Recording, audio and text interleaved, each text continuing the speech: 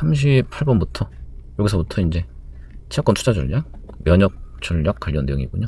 38번 목표식 면역 전략에 의하면 채권의 듀레이션이 목표 투자 기간보다 짧은 경우 이자율 변동에 따른 투자자의 가격 위험이 재투자 위험보다 크다. 자, 채권 듀레이션이 목표 투자 기간보다 짧다. 이렇게 하니까 여러분들은 헷갈릴 수 있어요. 그러니까 이론 정리할 때는 투자 기간을 듀레이션보다 짧게 하냐 길게 하냐 이렇게 접근해야 정리가 좀 편하죠. 결국은 좀 이렇게 됐다는 얘기죠.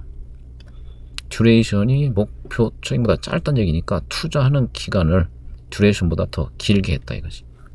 그럼 이 듀레이션 한 역할이 뭐야? 목표식 매력 전략에서 듀레이션이 바로 투자하는 기간을 듀레이션과 맞추면 이 두 개 위험, 재투자 위험과 가격이 일치해서 면역이 된다는 거죠. 따라서 투자 기간이 듀레이션과 이제 맞아 떨어지지 않으면 위험의 차이가 생기는데 그 중에 어떤 위험이 더 크게 나타나느냐 이 얘기를 하고 있는 거죠. 그래도 그림으로 설명드릴게요. 면역 전략의 포인트는 어디에 있다? 이 표치에 투자하다 보면 일정 기간 투자 시 채권 투자를 통해 얻는 수익의 두 종류가 있다는 거죠. 만약 3년 동안 투자한다고 가정해봐요. 3년 동안 이자 받고 받은 이자 재투자해서 얻는 수익이 있다는 거지. 3년 말에 채권을 팔게 되면 1년 남겨놓고 채권을 팔게 되죠. 그때 받는 가격이 있다 이거죠. 그래서 채권 투자를 통해 얻는 수익은 재투자 수익과 가격이 있는 것이고, 이자율이 변하면 그에 따라서 재투자 수익도 변화가 생길 수 있고 가격도 변화가 생길 수가 있는데, 면역 전략의 포인트는 뭐다? 이 두 개의 변화는 이자율 변화에 대해서 항상 상반된 영향을 받게 돼 있다. 그래서 투자하는 기간을 적당히 조정해서 이 두 개의 변화가 상쇄되도록 만들면 면역이 된다. 그게 면역 전략이죠. 구체적으로는 투자하는 채권의 듀레이션과 투자하는 기간을 맞춰주면 두 개가 상쇄되어서 면역이 된다라는 거죠. 그렇다면 듀레이션에 해당하는 기간 동안 투자하면 면역이 될 거니까 걔보다 짧게 투자하면 어떻게 되고 길게 투자하면 어떻게 될 거냐, 이걸 확인해 볼 수 있죠. 짧게 투자하면 어떻게 될까요? 투자 기간이 짧아. 그러면 이자 수령을 전혀 하지 않은 상태로 채권을 여기서 그냥 팔아야 돼. 모든 예상 현금 흐름이 채권 팔아받는 가격으로만 반영돼 나타날 거예요. 따라서 재투자 위험은 전혀 없고 가격 위험만 크게 부담해야 돼. 언제? 짧게 투자하면 가격 위험이 훨씬 크게 나타난다. 반대로 길게 투자하면 이자도 더 많이 받고 이자 받아서 투자하는 기간도 길어지죠. 그래서 재투자 수익 변화 위험이 훨씬 크게 나타나는 거예요. 짧게 투자하면 가격 위험이 크다. 길게 투자하면 재투자 위험이 크다. 문제로 다시 돌아가 보면, 아까 그래서 이걸 헷갈리지 말라 그랬죠. 자, 듀레이션이 목표 투자 기간보다 짧 때 결국 뭐야? 투자 기간을 듀레이션보다 더 길게 했다는 거죠. 길게 하면 재투자 위험이 더 크다. 뭐라고 돼 있냐면 가격 위험이 재투자 위험보다 크다고 돼 있죠. 틀렸죠. 거꾸로 길게 투자하기 때문에 가격 위험보다 재투자 위험이 더 크다. 이렇게 돼야 되죠. 39번 채권의 채무 불이행 위험이나 수익상환 위험은 면역 전략을 통해서 제거되지 않는다. 면역 전략은 오로지 뭘 없애는 전략? 이자율 변동 위험을 없애는 전략이에요. 쉽게 얘기하면 채권 발행자가 돈 떼먹은 걸 면역 전략 구사한다고 대비할 수 있습니까? 그건 안 되는 거죠. 이러한 위험들은 면역 전략으로 대비할 수 있는 게 아니다. 40번 듀레이션만 이용하는 면역 전략은 채권 가격과 이자율 간 비선형 관계를 반영하지 못한다. 이건 뭐 누구나 알고 있겠죠. 듀레이션은 뭘 전제해서? 채권 가격이 채권 가격선의 접선을 따라서 선형적으로 이자율 변화에 대해 반응할 거라는 걸 전제한 전략이죠. 실제는 원점에도 불록한 곡선 형태인데 그 비선형 곡선 영향은 반영을 하지 못한다. 맞는 거죠.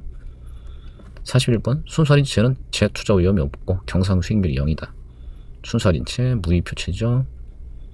재투자 위험이 없다. 맞나요? 좀 전에 재투자 위험 뭐야?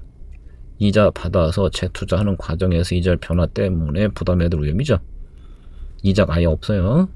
이자 수령이 없기 때문에 재투자 자체가 없고 따라서 재투자 위험은 없어요. 경상수익률 빵이다. 경상수익률 뭐였죠? 채권 가격분의 액면 이자 비율이야? 이자가 없죠? 경상수익률 당연히 빵이죠. 자, 42번. 순자산가치 변역 전략. 자산 부채 듀레이션을 조정해서 자산가치 변동액과 부채가치 변동액의 차이가 0이 되면 순자산가치는 이자율 변동과 관련 없이 일정하게 된다. 너무 당연한 얘기군요. 자, 이자율 변화에 따른 자산가치 변동과 부채가치 변동을 일치시켜서 자본가치 변화가 없도록 하는 전략이다. 43번. 자산의 시장가치가 100억, 듀레이션 4년, 부채 시장가치가 70억, 듀레이션 5년인 은행이 있다면 이 은행은 금리 하락 위험에 노출되어 있다. 아마 44번도 같은 내용일 거예요. 그럼 어떤 위험에 노출되어 있냐? 뭐에 달려있다? 요 두 값의 크기 관계죠. 자산의 듀레이션에 자산가치 곱한 거하고 부채의 듀레이션에 부채가치 곱한 거, 요 두 값의 크기 관계죠. 요 값들이 뭘 간접적으로 보여준다? 이자율 변화 시 자산의 가치와 부채 가치가 어느 정도나 변할 건지, 자, 요걸 보여주는 거죠. 숫자 넣어볼게요. 자산 시장 가치 100억, 듀레이션 4년. 듀레이션 4년, 100억. 부채. 듀레이션 5년, 70억. 5년, 70억. 그럼 400, 350.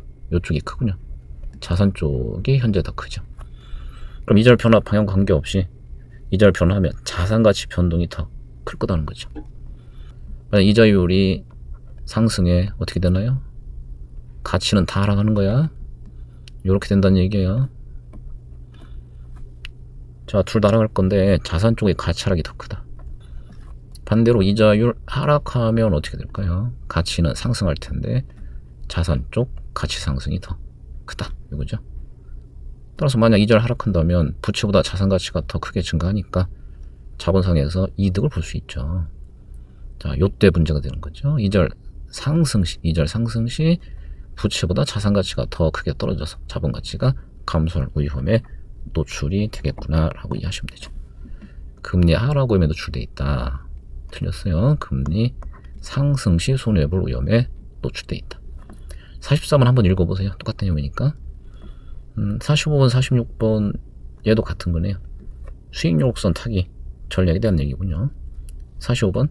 현재 수익률곡선이 우상향 모양을 가지고 투자기간 동안 그 형태가 변화하지 않을 것으로 예측되는 경우에 투자자는 수익률곡선 타기 전략을 사용해서 자본 이득을 얻을 수 있다.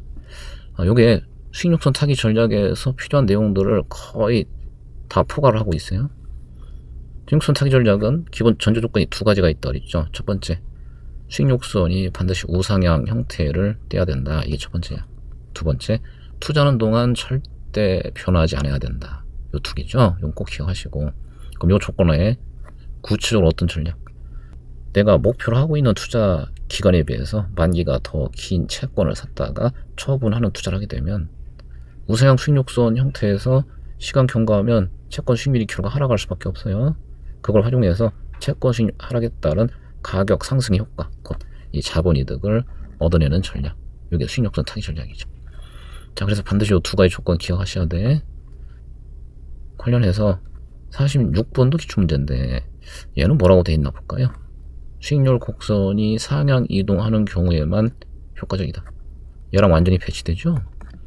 수익률 곡선이 절대 변하지 않아야 된다는 게 기본 조건이야. 상향 이동했다는 얘기는 이미 수익률 곡선이 움직였다는 얘기잖아요. 움직이면 안 돼요.